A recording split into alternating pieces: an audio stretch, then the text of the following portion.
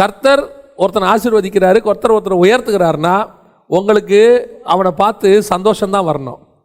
உங்களுக்கு அவனை பார்த்து ஒரு சந்தோஷம், ஐயோ என் சக சகோதரன் என் சக சகோதரி உயர்த்தப்படுறாங்க, கர்த்தர் கூட இருக்கிறாரு. ஏன் தெரியுமா? கர்த்தர் வெறுக்காதவனை நான் வெறுக்கவே கூடாது. கர்த்தர் சபிக்காதவனை என்ன செய்யக்கூடாது?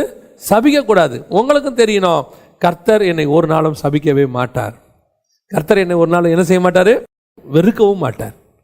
எனக்கு பைபிளில் ரொம்ப நோவாகிட்ட ஒரு விஷயம் ரொம்ப ஆச்சரியமாக பார்ப்பேன்.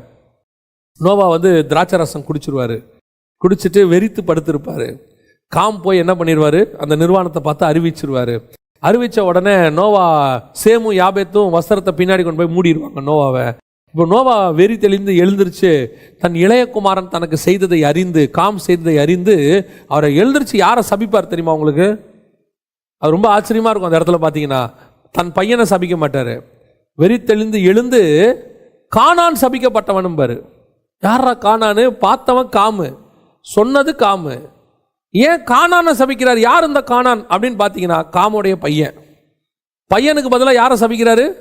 பேரனை சபிக்கிறாரு. ஏன் அப்படின்னு கேட்டிங்கன்னா அதுக்கு முந்தின அதிகாரத்தில் தான் கர்த்தர் நோவாவையும் அவன் குமாரரையும் ஆசீர்வதித்தார்னு இருக்கோம்.